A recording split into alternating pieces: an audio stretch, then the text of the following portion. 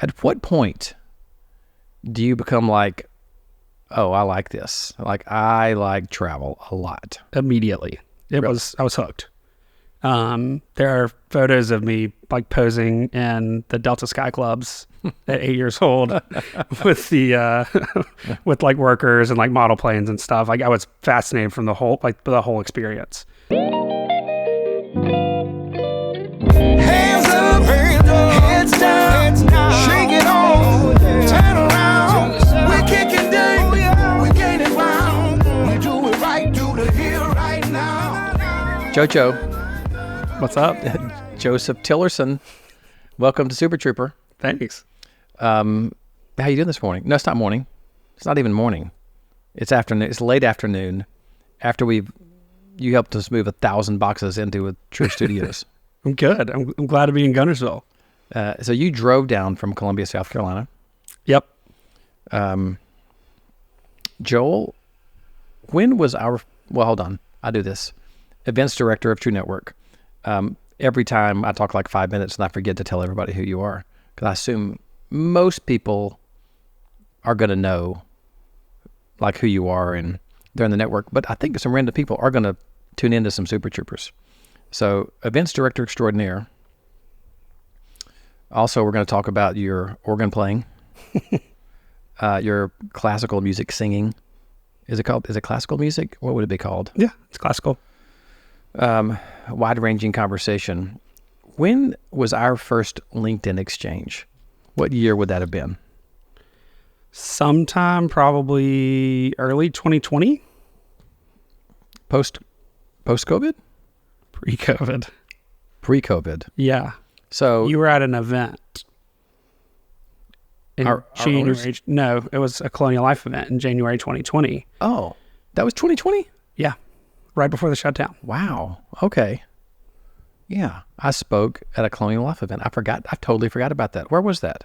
San Antonio, Texas. At like a Sheraton or a Grand Hyatt, I believe. Grand Hyatt. Yep.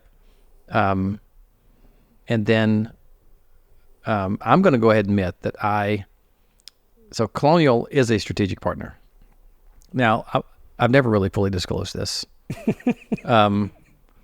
I think this is right, because sometimes one can forget the actual, I'm not sure, how would I have even gotten your name? Like, I know that your brother Sims is very active on social, so I'm sure he was in the network even back then. Yep. And then you must have popped up as an events person. Did you post something about events or say something wise on LinkedIn about an event? Or like, I'm trying to figure out how you got my attention. Well, I mean, besides, look at me. Besides your JoJo. I think it was actually you posted asking for advice on virtual events. Oh. And we had just gone through this huge, painstaking process to review all these platforms at Colonial.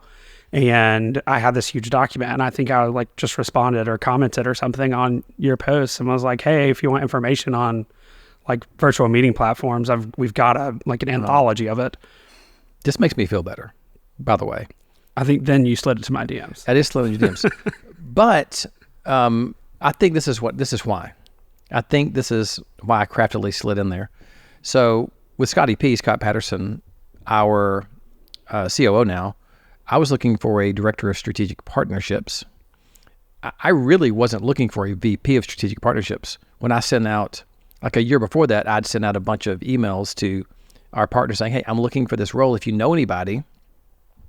I 100% was not looking for Scotty Peak because I wasn't going after anybody of his caliber position. He responded back to me and was like, oh, I might know somebody that might be interested.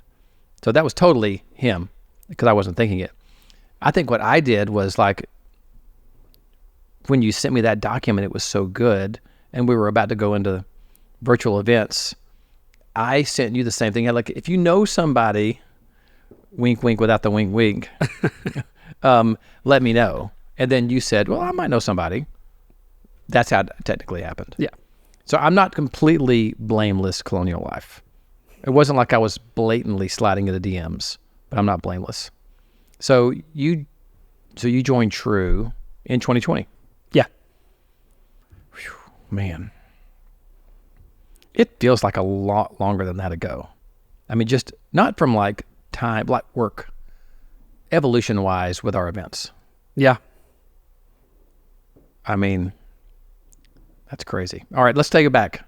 Okay. We're going way, way back. All right. You were born in the year of our Lord 1996. 1996. Jojo, you could technically be my child. Madeline was born in 99.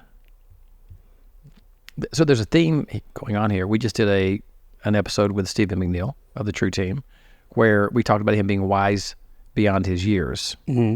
You definitely fall into that category. 1996. Where were you born? Where'd you grow up?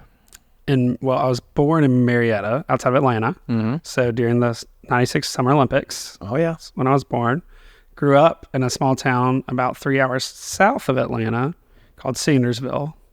Sandersville, Georgia. By the way, continual matrix moments. I was in Atlanta in 96. I was living there.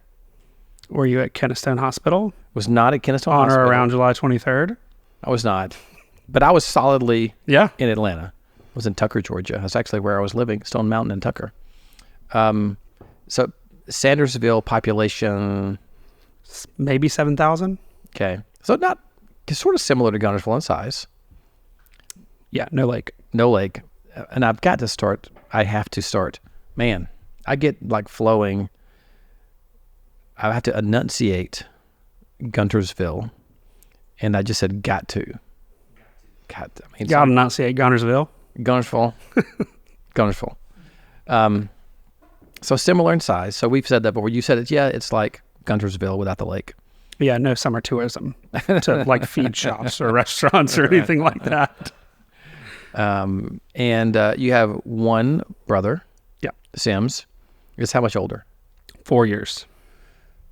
That's just old enough for you to be like the annoying little brother. Yep. Or was he like the annoying older brother? We got along really well when we were itty bitty.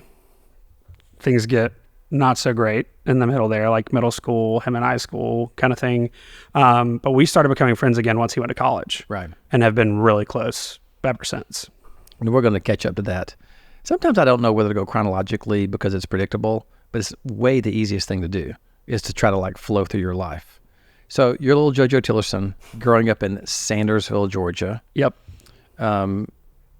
Was your dad the president of this company back then, or did he work his way up into it? He was working his way up at Okay. that point. So what was he doing like elementary school, the first time you can kind of remember? He was leading global sales. And what's the name of this company again? Field kaolin. Right. And they Specialty mine minerals. something mineral that's only in like these three places. Yeah. So people are going to ask about, they want details. So what is this mineral? Kaolin. Kaolin. Kaolin. Yep. And it's a white chalky substance known affectionately as white gold where I grew up. But it is used in paper coatings, Pepto-Bismol, kaopectate, Oh, KO, okay. tips and NASA rockets, and paints and adhesives. It's used in all kinds of stuff. So I'm guessing as director of global sales, that meant travel. Yeah. What's the first trips you can remember going on? This could be both domestic or international. I can remember we went to the beach a lot. Mm. We were always in St. Simon's. So those are always big memories. Like the first big trip I remember is going to Europe when I was 8. Oh, That was the first time I think the first time I left the country. at 8 years old. I don't remember a lot. I'm older than you though, so you remember your roads, something you got to look forward to. But you remember that trip. Yeah. Where was this? Where'd you go? We were in Stockholm, Sweden, Copenhagen, Denmark, and Paris, France. Wow. Sims too, I imagine, the whole family? Yeah. Was this one of the ones where they put y'all back, you and Coach, and they were in first class, or did that not come till later? I feel like they were probably with us since I was 8. Right. And it was our first time. When That's did they first fly? When would they start flying first class and put you in Coach? I don't have an exact number. I probably was like 12-ish, Okay. I think. I just love picturing little JoJo like just kind of stewing back there. Oh, yeah. Mad for sure. So Europe at 8. Wow. So at what point, this is going to be, by the way, you've listened to some of these. Well, maybe you have, but they get kind of all over the place. At what point do you become like, oh, I like this. Like, I like travel a lot. Immediately. I was hooked. There are photos of me like posing in the Delta Sky Clubs at 8 years old with the with like workers and like model planes and stuff. Like I was fascinated from the whole experience, not just like being in different places, but also the planes themselves. Like I loved them. Wow. So St. Simon's is St. Simon's Island, Georgia, by the way, for those people who don't know. So you're going to the beach a lot. You're going to Europe at 8. Did that progress? I mean, well, first of all, what is he the president of the company now? Yeah. Our CEO. So was he vice president of sales and then president, or was there a couple of steps in between? He was vice president of sales, and then I think it was SVP of sales and market development or something like that, and then stepped into the CEO role. Okay. So there was just a constant. Was the international travel because the company was the product, the kaolin was sold overseas? So they have operations overseas as well as a lot of sales overseas. So they export like 60% of their product. Okay. Where did your parents grow up? Both of them grew up in Georgia. Okay. So my dad outside of Atlanta in Snellville, Georgia. Oh, yeah. Back when it was actually like farm town, Snellville. Right. And then my mom grew up in Dublin, Georgia. It's about an hour south of Sandersville, where I grew up. Yes. We've talked about this, but, you know, I lived in Tucker, Stone Mountain. Stone Mountain is very close to Snellville. Yeah. But then one of my first jobs coming home from the summers while I was in college was I worked at Windowware Direct, which is on Highway 78. 78 is the one to go to Athens, right? Highway 78?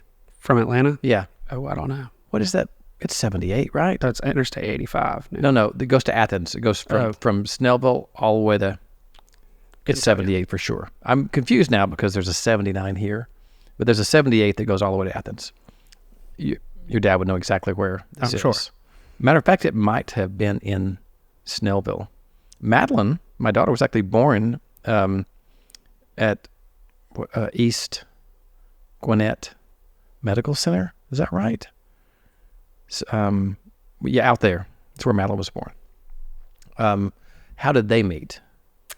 They met at Presbyterian College, where I also went to school. So I believe they met. My dad was giving a speech about underage drinking. He was on the... While he was a student? Yes. It was like right when drinking age had gone from 18 to 21. Right. And it was like during her orientation, and she saw him for the first time. And she was like, that's the man I want. Yep. Mustache and all. Mustache. I'm not sure. I'm sure I knew at some point they went to Presbyterian too. Yeah. It's amazing how many people I've met that went to Presbyterian since I've known that you went to Presbyterian College. All roads lead to Clinton, South Carolina. Some of the funniest people that I've met in the past couple of years have been Presbyterian alum, which is kind of strange for it's a Presbyterian school. Mm-hmm. That was almost a very dumb thing. Like for me to question, like I almost asked what affiliation Presbyterian College was. That would rival my thought that I almost said to Michael Goldman of Teladoc Health, which he said he went to school in Flagstaff, Arizona. It was 10,000 feet above sea level. And I almost ask all the time because I was surprised that it was that high, but instead of me being surprised myself, I don't even know what I was thinking. That would have been surpassed by that comment if I would have asked, so what religion is Presbyterian College? So did you grow up in a Presbyterian church in Sandersville? No, I actually grew up in the Methodist church. Right. I was Methodist for a lot of my youth as well. But there's so many things I could ask you about your childhood. Let's talk about your personality. Okay. Right. Very organized, detailed, attention to detail, structured. Was that evident early on, or did that come later? Yeah. Always been pretty like methodical and very organized. Like I would get my parents like give me $1 if I would like organize the kitchen junk drawer. Now, Jennifer, your mom's pretty much like that. Do you think it came from your mom? Yeah. Yeah. My dad is actually very like organized and detail oriented as well. Okay. So you got it from both of them. So Sims is 4 years older. Mm-hmm. Now I feel like I know Sims. I really don't. I'm trying to think if we've ever been in the same room together, and I don't know if we have, but it feels like in today's world of social media, plus knowing you for the past few years that I do know him, you seem to have very different personalities. Yeah, that's fair. Was he like was he the troublemaking kid growing up and you were the nice one? Oh, he was definitely a troublemaker. Okay. I mean, he was a nice kid though. I wouldn't say he was like the mean kid. But he definitely was like more into trouble, especially like in his 15, 16. Right. Or really probably like middle school and high school was combined. He was a troublemaker. Did that affect your personality at all? Do you think it made you want to be like, sometimes a sibling will see that at that age, you're like, well, I'm going to be the good one. Like, did you ever think that? I don't think I ever consciously thought it. I think it just kind of happened. Like my parents traveled a lot with or without us. And so, I got a cell phone when I was, I don't know, in like 4th or 5th grade because Sims wouldn't answer his. So I got one right. because I would answer it. So it was just kind of like, by default, I became the responsible party for the two of us, I guess. And when did you start becoming musically inclined? Because you sang and played the organ. So my parents started me in piano lessons in 1st grade.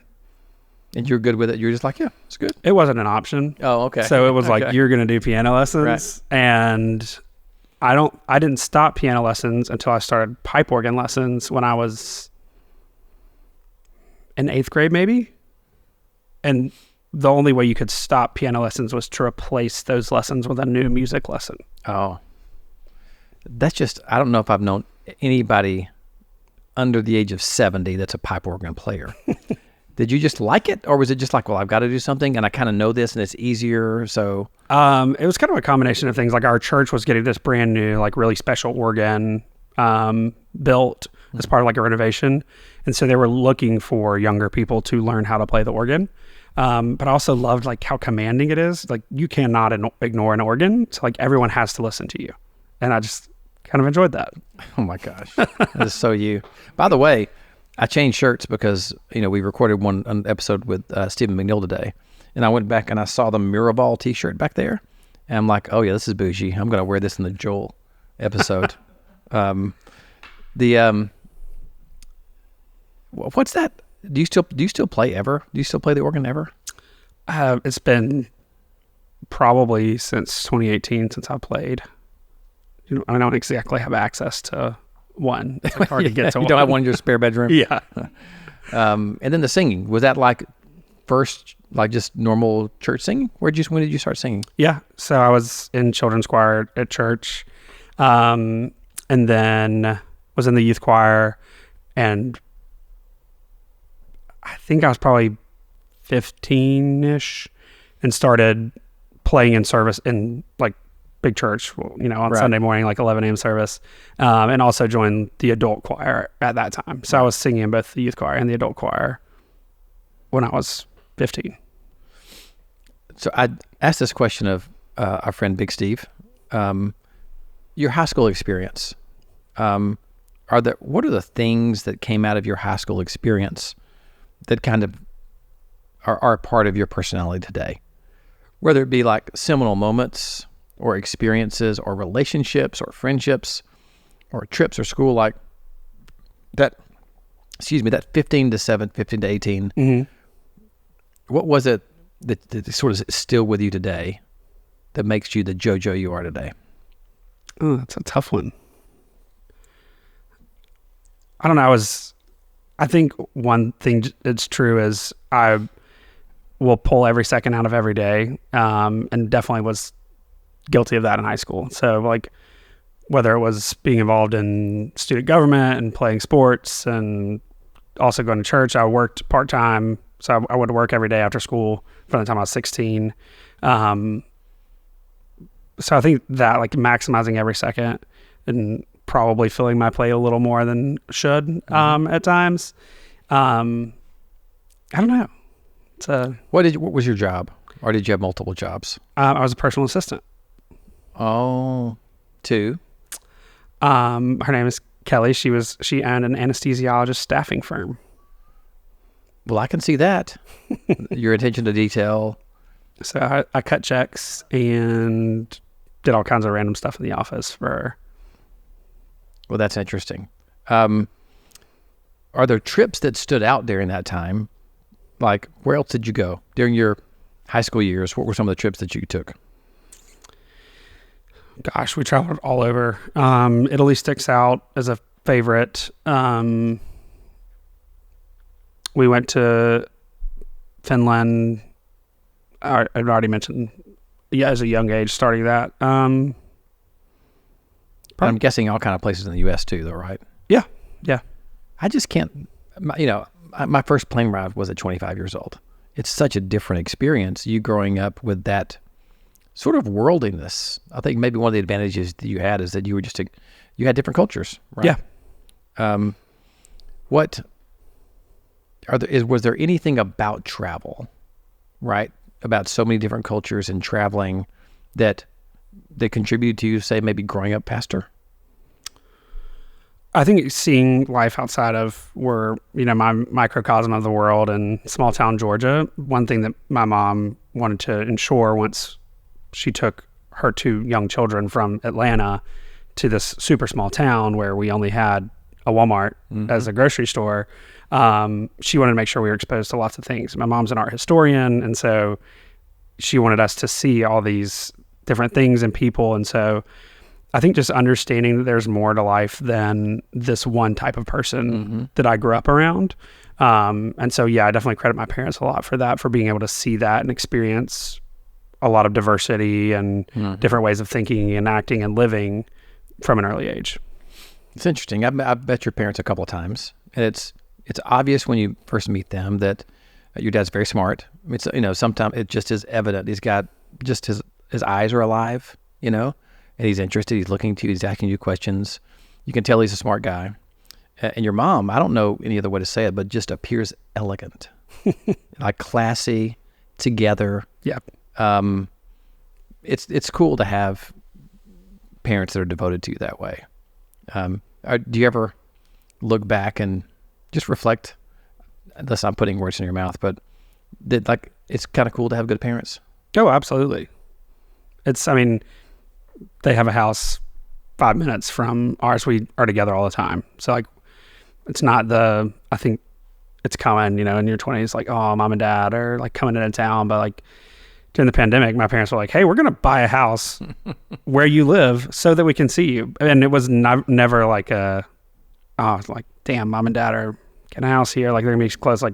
We go to, if they're in town, it's hey, are we going to lunch? I want to go meet up at a brewery or go see my nephews. We always want to spend time with them. So I'm probably fortunate to have a really good relationship with my parents. At what point did you choose Presbyterian? Because your parents had gone there, so you probably had visited alumni stuff. Mm-hmm. Were you thinking about other colleges? Yes, I was not going to PC. Okay. By any means. Growing up in a small town, I wanted to go to a huge school, so I was pretty dead set on UGA. Had gotten in.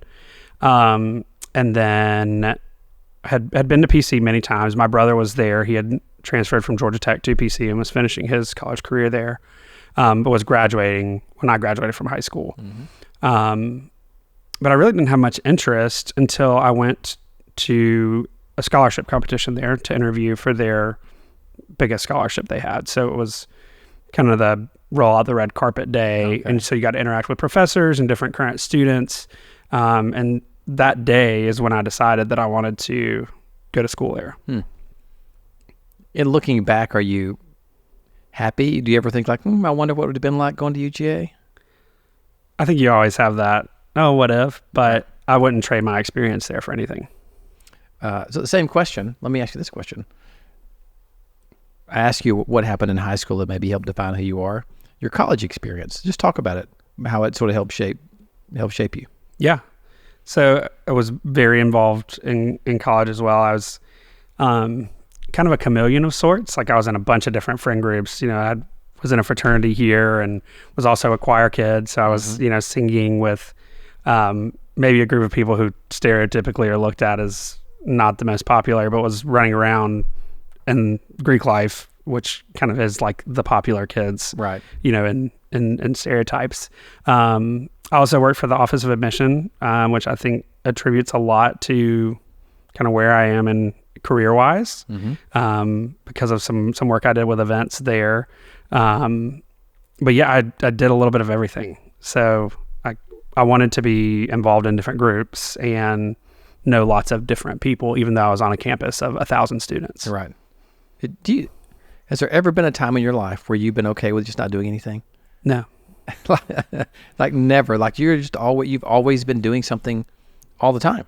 Mm-hmm. I can't, like there are some days Britt, I know you got some lazy days in you. Well, it's hard now with like 17 children, but yeah, if you could, you would be lazy. Maybe I just want somebody I can be lazy. My brain never said I could like sit around, but feel this. But you could go like on YouTube and spend like 6 hours on, yeah. Yeah. So I get some like a guilt almost if I'm not being productive. That's instilled from my parents. They're not restful people. Right. They're constantly doing something. And so I think that's just transferred to me. Val is very much like that. Also known as Hot Dog. I've just determined I have to say it every time I say her name because it makes her giggle. Now I'm rubbing off on her a little bit. She can actually take naps now. She could not take a nap when we first met. I mean, literally could not take a nap. Yeah, I get it. Now she's champion napper. Now I'm like, I can't nap, and she's napping. But all right. So you're working for the Collegiate Admissions, and you plan some events. What's the first event that you really planned? I mean, in college, so I was also social chair for our fraternity, naturally, social risk management chair, managing the risk himself. Can I just say something here? Yeah. This makes me laugh thinking about you. I will guarantee you took that job seriously. Oh, yeah. Not just the event planning, but also the risk management, which almost no college dudes are like worried at all. Were there like moments where you were like, shut up, like we have to like, oh yeah, be compliant? Yeah. For sure. All right. So you're social chair, you're planning events for the fraternity and for the school. Yep. So I led all of our student ambassadors at PC. So I trained all the tour guides and worked all the event days and scholarship competitions and things like that. And so was often involved in the planning process for those scholarship competitions, open houses and things like that.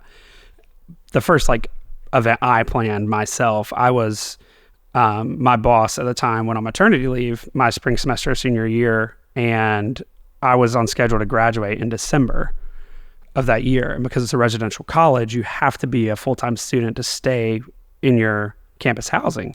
And obviously I wasn't going to miss out on spring semester of senior year. I had designed this so that I could coast spring semester. So I was like done with all my major courses. So I ended up getting an internship taking her full-time job. So me and another girl I worked with split her job in half. So one of us took events and one of us took the day-to-day campus visits.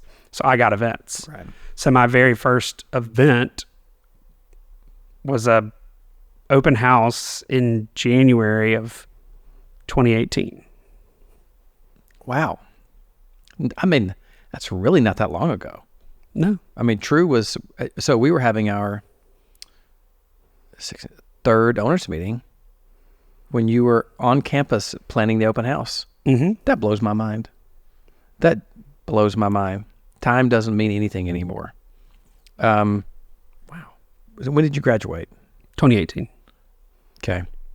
And then when you graduate, you're looking for a job. Mm-hmm. Like, what was that process like?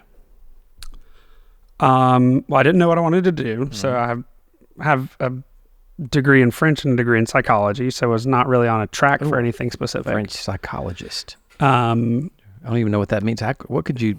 There's got to be that's got to be a skit in the world where Joel is a French psychologist that plays the organ and sings classical music.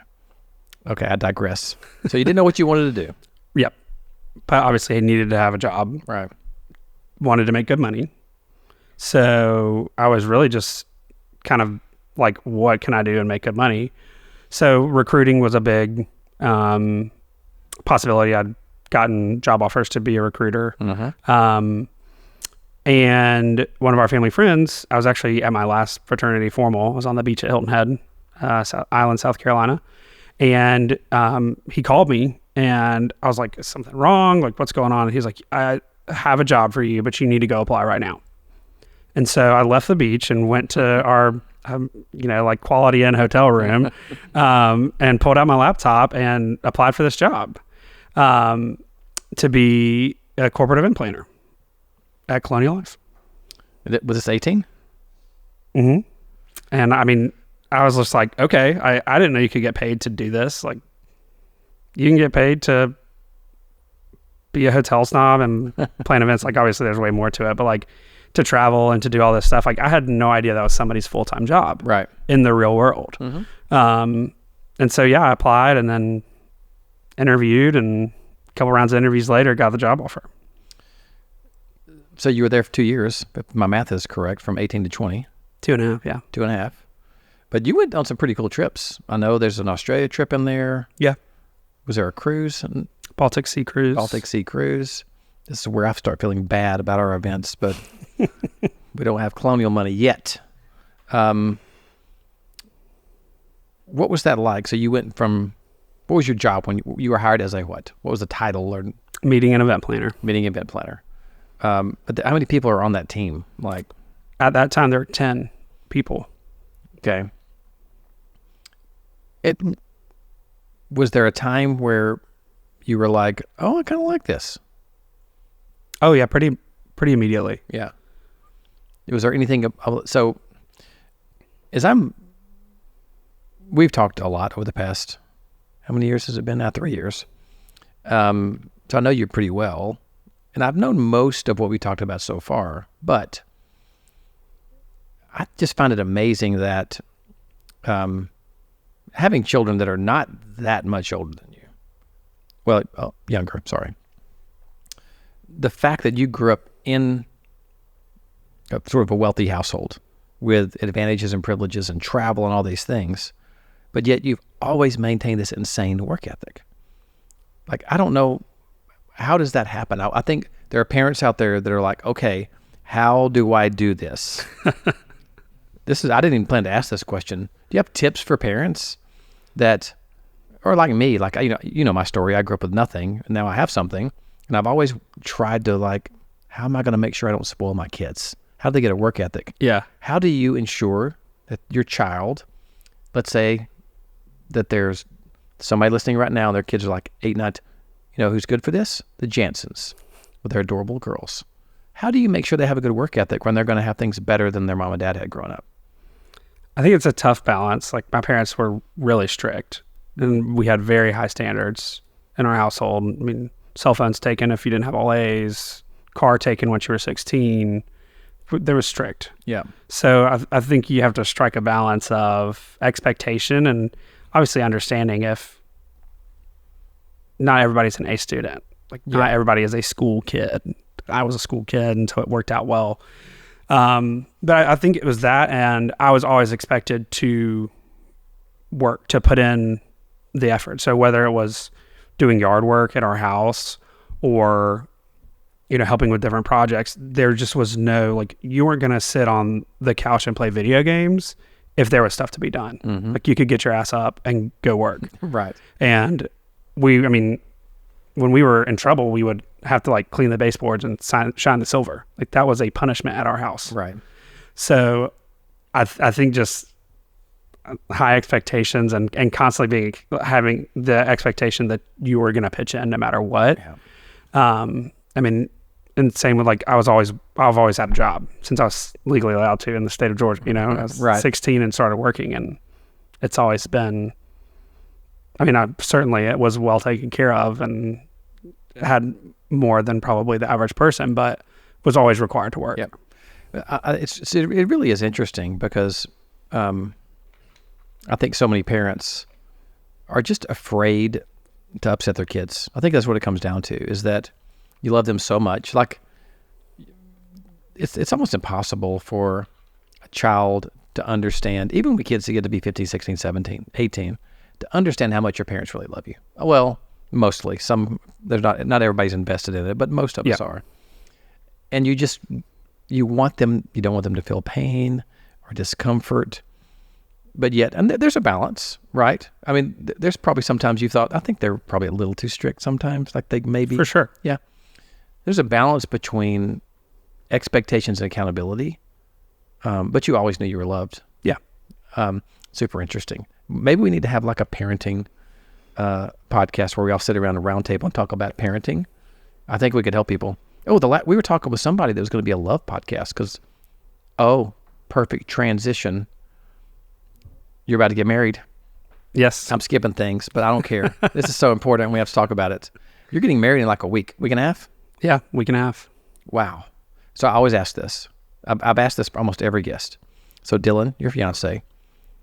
Oh, actually, this is going to be a funny question.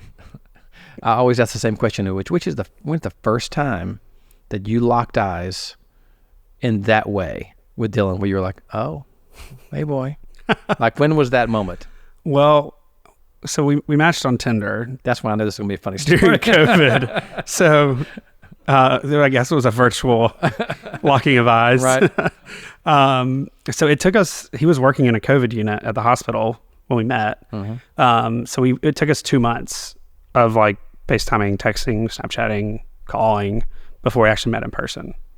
And so he drove up to Columbia. He was in Charleston, so 2 hours away, and drove up after work one Friday evening. So he would get off work at like 7:30 p.m. because he worked 7 to 7, and drove up. And we were meeting literally for the first time. This stranger was coming to my house and spending the night. So sorry, Mom and Dad. Sorry.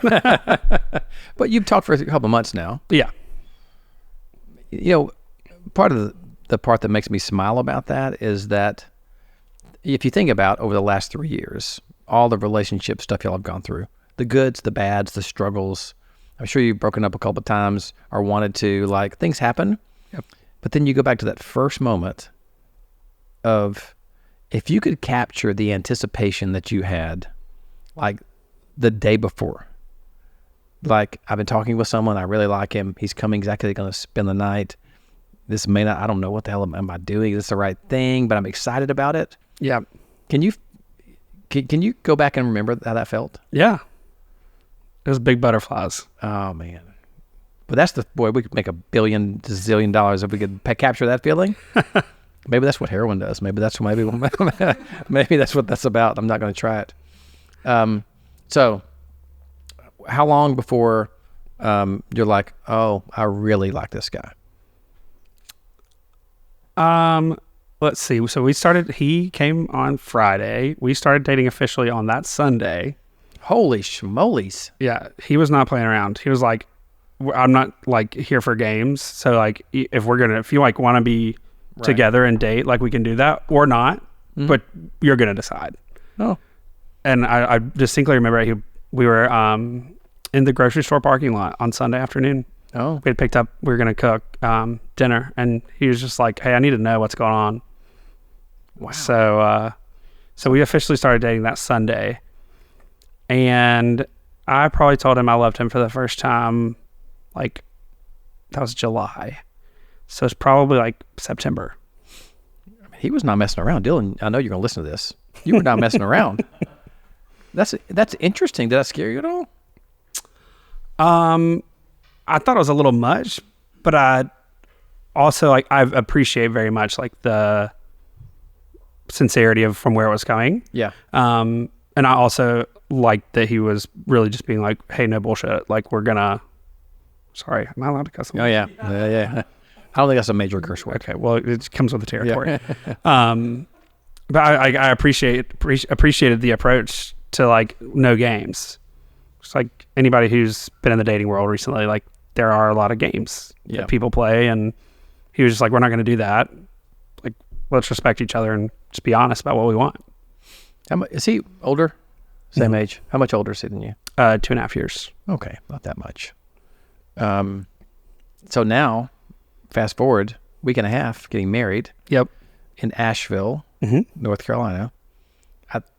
Dang near the whole True team's going. I don't exactly know who's going. I don't know who can and can't go. I know a bunch of people are going. All but Britt. Oh, I know, sad. well, that's okay. He's got 17 kids. He's got responsibilities. Well, that makes me feel good that everybody's getting to go. He got to go to Scotty P's wedding though. True. So, are you nervous? No. Not at all. Excited? Very excited. How many people are going to be at this wedding? Like 185. Okay, that's a fair number. That's like a solid owners meeting, True Network owners meeting. And it's going to be at where is I'm coming, but where is it again? Highland Brewing. Highland Brewing. Well, our dog and I are very excited because we get to stop in Highland at Old Edwards Inn for 2 nights, and we have a whole spa day planned for Thursday. So very excited about that. I'm not so excited that this is totally a Joel thing to do. It's black tie optional. Yes. Very formal. I realized of all the suits I have, like I've got like a navy one, but it's a little bit patterned, and if it was anybody but you, I would have worn that dang suit. But I went and got a dark suit and a dark tie just for you. Matter of fact, it just came in today. I got to go get it. 185 people, Asheville. Oh, also, Val, I'm going to get this wrong, but she made a joke last night. She's like, what's the weather going to be like? I'm like, oh, it might be a little chilly. And she pulled something out, and it said something like, bring your best fur or something. Is that what it said? I was like, only Joel's wedding would say bring, but I bet Jennifer has fur. Will Jennifer wear a fur? Probably. Man, that's just so...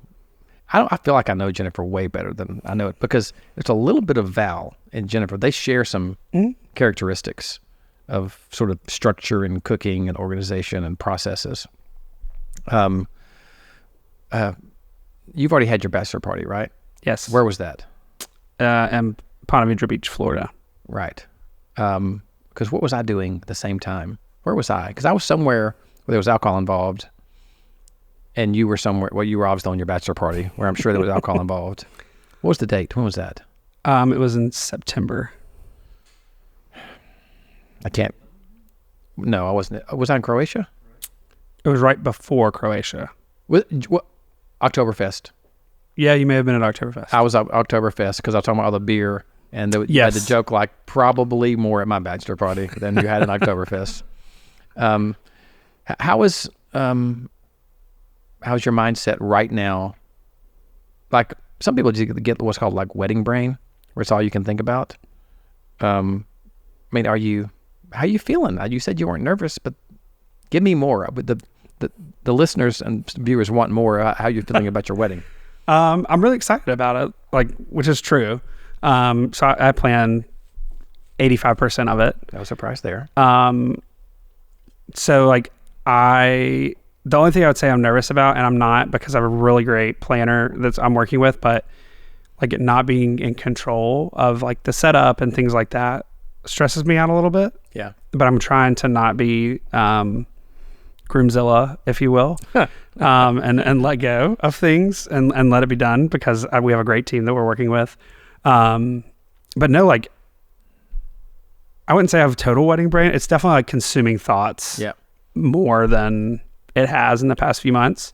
But now I'm kind of just like, let's do it. Like, I think it's going to be such a fun weekend because all of our favorite people are going to be in one place, and there's tons of good food and drink and music. And we've spent a lot of time making sure that it was just like one big, really fun experience for everybody involved. So I'm just kind of like ready to experience it.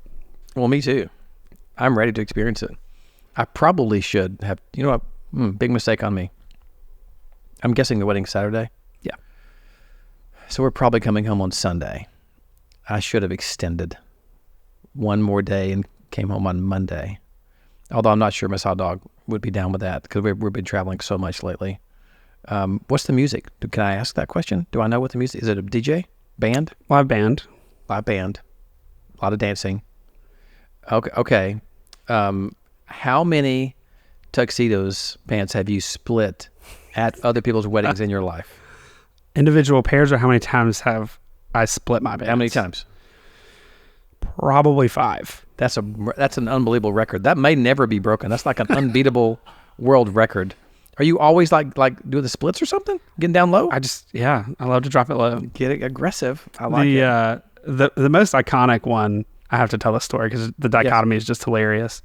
Was at a college friend's wedding, a dear friend of mine, and we met like before orientation started. So like one of my very first friends on campus, and I sang at her wedding. So we sang the prayer. So I was the Italian male vocalist, and I was sang with a lady and multiple instruments. Beautiful. And not an hour later, we're on the dance floor. Their DJs, like they're big music festival people, so they have this insane DJ, and Yin Yang Twins was playing. Oh. And I ripped my pants from the waistband straight down to the crotch. And unfortunately, it was kind of dark in there. But I mean, 2 of my good friends who were also at the wedding were trying to like bobby pin and safety pin my pants back together so we could like make it work for the rest of the night. That's a great moment. Is there a picture of that anywhere? There is. Oh, that needs to be like framed in a forever memory for them too, because I'm sure they would laugh about that forever. Oh yeah, everybody thinks it's hilarious. Well, I'm gonna hope you don't split them on your wedding night, or actually that might actually be perfect. If you have so much fun that you split your pants again. I have had our tailor reinforce the seam of my pants.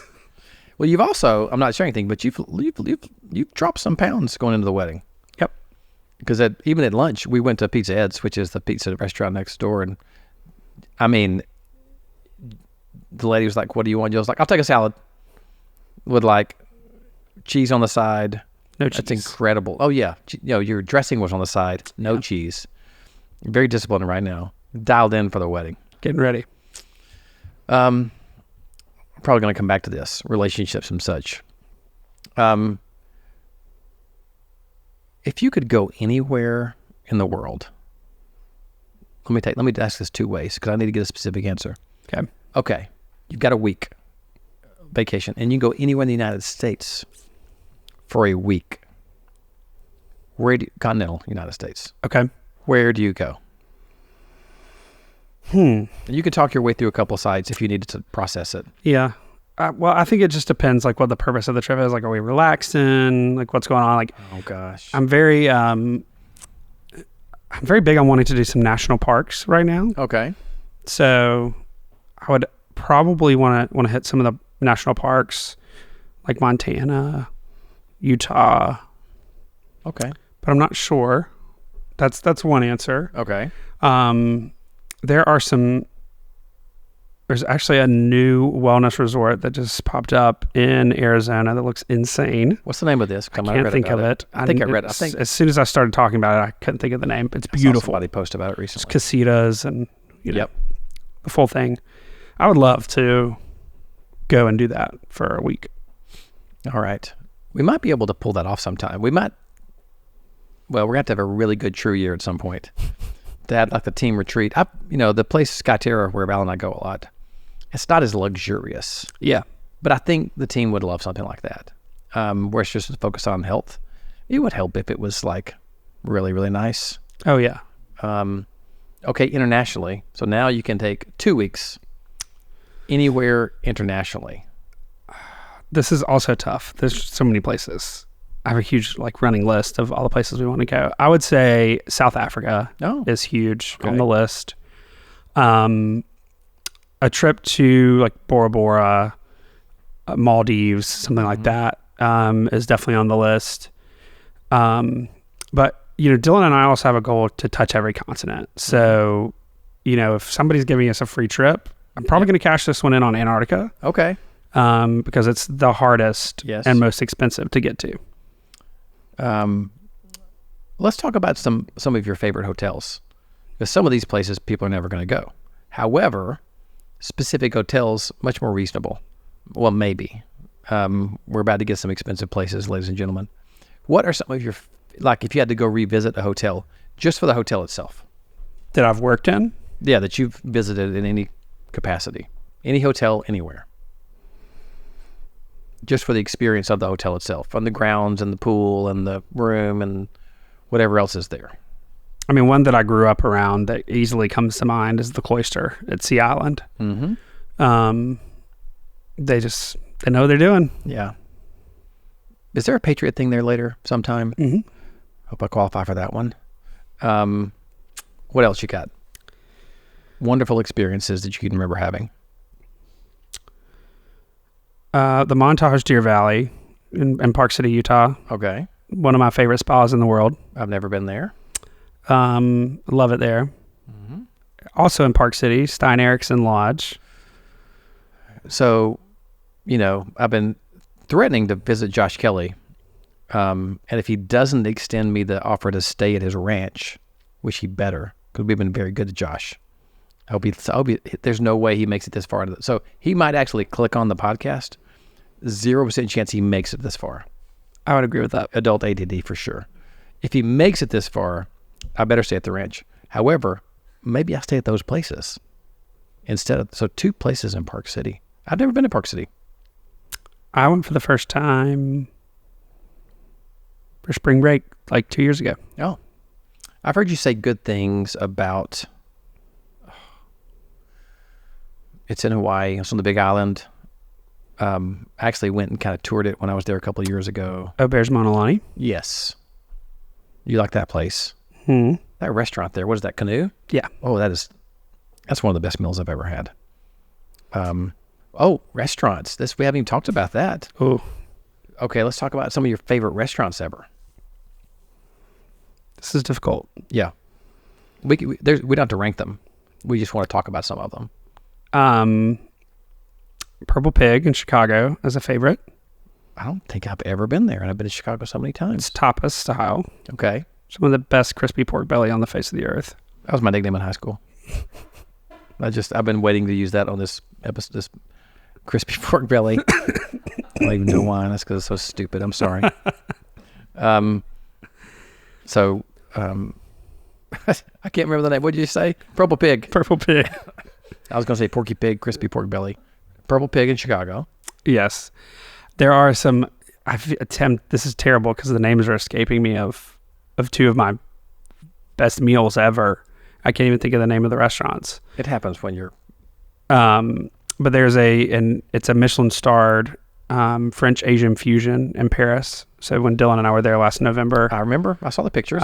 My parents gifted us a dinner there. Oh. Amazing. They seat 20 guests tonight. Mm-hmm. Have had a similarly amazing experience at a Michelin starred restaurant in Stockholm, Sweden. Some of the most unique wines I've ever had. He does this chef there does a group seating for 12 or 13. Maybe it's 13. That was just out of this world. Okay, let's talk about one we might be able to go to.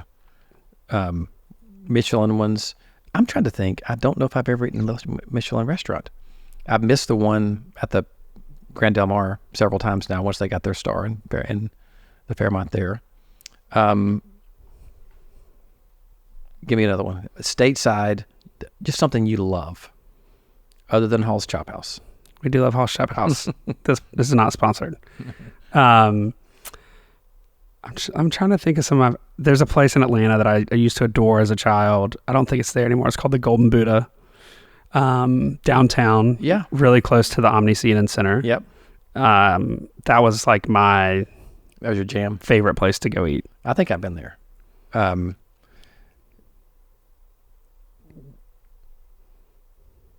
I'm pausing now, so we take a break for a second. I was afraid of that sneeze. The great thing is, we get to just start again and nobody even knows. Mm-hmm. When did we start this one? I didn't check our time check. We are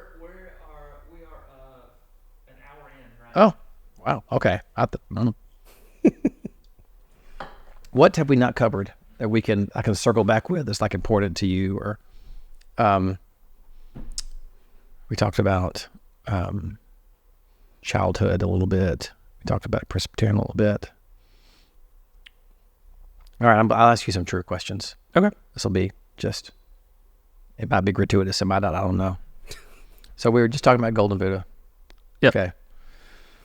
Okay, so we talked about favorites. Let's talk about the most favorite job you've ever had. Events director at True. I would ask you what attracted you to True, but it was really your second job ever. No, that's not true. Your second job out of school. Mm-hmm. Your second grown-up job.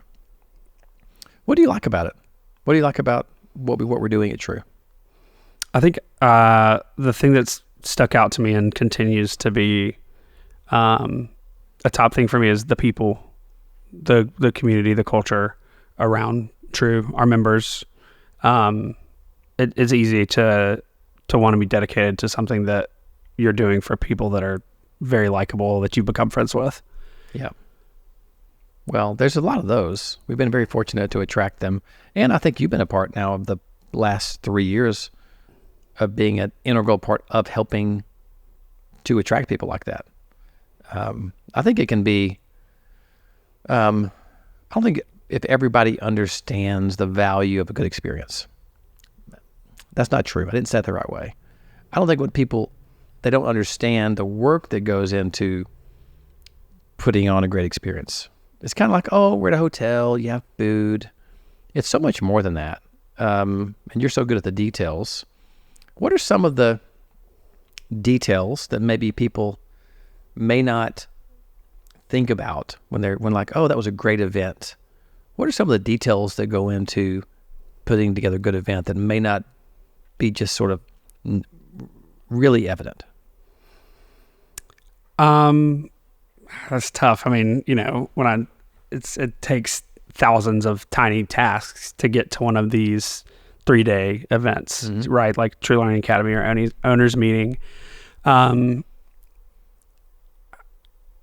I think people may not know how scientific it is, and from a sense of it's so process driven. Every surprise, every like moment of fun or joy has probably been planned and thought about. Mm-hmm. So, whether it's a gift that somebody receives in their hotel room, or, I mean, even down to the food, that I love picking out the food. Mm-hmm. It's one of my favorite things to do. But I think probably a misconception might be that the hotel tells us what they're serving. Right. And it's quite the opposite. Mm-hmm. Gosh, I mean, we're not always choosing things down to the linen colors, but if we're having a themed experience or something like that, we are going through and looking at possibly hundreds of options of designs for mm-hmm. what the actual tablecloth itself is going to look like. It's been interesting because a lot of the things that I love about event planning, I had to learn to give up for 2 reasons. One, I should, because there were other things to do. 2, you were better at it, and so I needed to give them up. But this is just for the event planners out there. But when you go into planning a dinner at an event, what are the things that you think about? Well, for me, it just starts with like the purpose. What is our goal? Like, is it networking? Are we looking at a business center? Is it there going to be entertainment? And then that kind of guides everything else. Like, where does the space look like? Is there a space and like, are we prescribed a space? What can we do? Obviously budget really guides a lot of that, mm-hmm. whether you can kind of go all out or, where you're going to spend your money. But, to me, I think one thing that is super helpful for me is to be on site at those properties and to walk and really think through in my head, okay, I'm the guest and we're going to come from, maybe our hotel room, come down elevators. We're going to walk through the lobby. We're going to come here. are we getting on a bus? Is it, how are we going to get there? So really thinking through that attendee experience of how do you get from point A to point B, and what are you experiencing when you hit point B? Mm-hmm.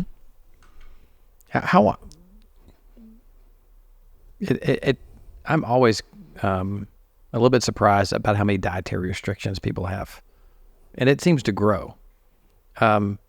What's that like dealing with people who are, vegetarian, vegan, pescatarian, dairy-free, shellfish allergy? How do you plan with that many restrictions? Well, it's a lot easier when you have a really good culinary team that you're working with at the hotel or venue, wherever you are. But I mean, feeding 350 people or 300 people, really any group of people, and making sure everyone's happy is a difficult task. Mm-hmm.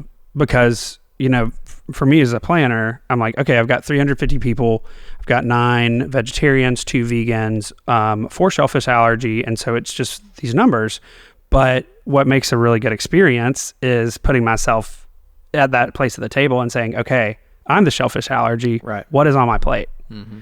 And so that totally changes how I've thought about it. Like, I have some food allergies, but am pretty easily able to find things to eat. But like, if you have a soy allergy and you're eating out of a banquet kitchen at a hotel, you have to have a special plate come out to you, because you can't guarantee that everything's been taken care of. So I think as planners, you have to put yourself in that one attendee's shoes to know how much it's going to affect them, especially if it is truly health related and is going to cause a problem. Man, there's some life lessons in that. I'm trying to, this is a crazy pivot, but I'm going to do it anyway. I've been thinking a lot about the difference in perception and perspective. And what you just said was perspective, right? You're like, I'm taking myself and putting myself in someone else's shoes. But that's relatively easy to do by saying, not easy, but you just have to do it. Okay, I'm a vegan, I have a soy allergy. I'm going to sit in that person's shoes. What's harder is like the way people think. Because we all, Britopotamus over there, you and me, we're just made up of all of our experiences, everything we've seen, all the junk in our own heads, our view of ourself, which is typically not right, and we've got this perception of the way things are. And you're like, well, how can that other person see something opposite of me? Well, if you know that person's not a bad person, their perception is just different. So they didn't have the perspective to go to that person and, okay, let me think about that person's perception. Like, really do that? It's incredibly difficult. This has been like, I saw this on, I think a Mark Manson or somebody talked about this on a social thing. And so 2 weeks ago, I've had conflict a couple of times since then. And I've said, okay, it's hard to get out of your own perception and your perception and getting your perception and have perspective. I may have said that wrong a bunch of times, but to have another perspective is hard. I told you that was going to be weird coming out talking about menus, but that's been, it's for real. I think there's 2 things that have dominated my thoughts lately. One is how much time we spend worrying about what other people think about us and how our decisions are made because of that, and trying to get out of my own way and my perception of things to get perspective. I feel like we're going to have to jump off into that. That may be something for our retreat. By the way, everybody's in town for the True Team retreat this week. Everybody's here but Valerie Garber-Turner. Valerie gets here tomorrow. I don't know what we're going to do for dinner tonight. You didn't plan it, so you don't have to worry about it. We're probably going to go to a Mexican restaurant because it's Monday night and that's all that's open in Guntersville. I want to ask you one question, Jojo. One last question.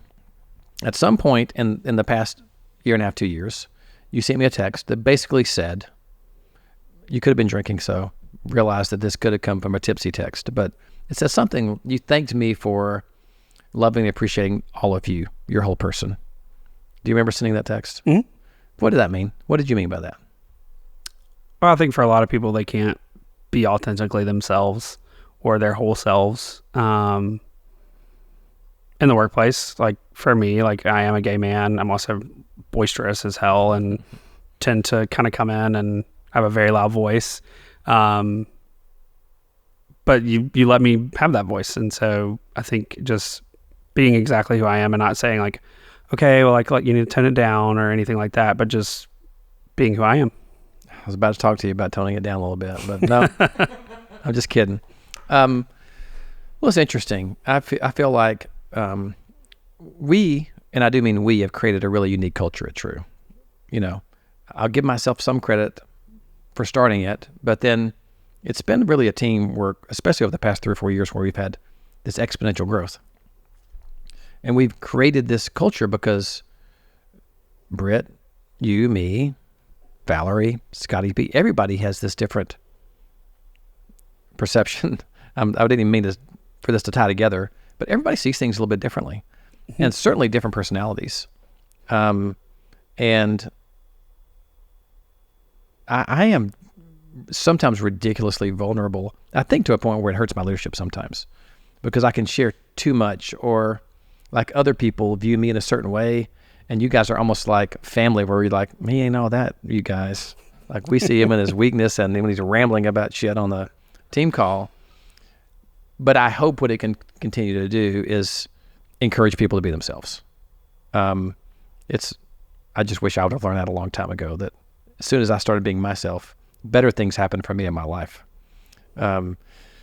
We had a conversation the other day that was like, you know what, there's probably going to be a time when Joel Tillirson is like executive VP of travel for Hilton. I don't know what it's going to be, but I've said, you know, whatever happens with our relationship, I hope it's in an airport with a big hug and a kiss, because I love you and you've helped True so much. You know, I love all of you that there is to love, even when you get upset at me sometimes. But you know what happens? I'm getting way better at meddling in events because the events team is so good at it. JoJo, Super Trooper, you did it. It was less painful than you thought, probably. It wasn't bad at all. Okay. Well, we have to cheers after every Super Trooper. We do a cheers. Cheers, JAT, JoJo Tillirson. True love to you, bud. True love. Hands up, heads down.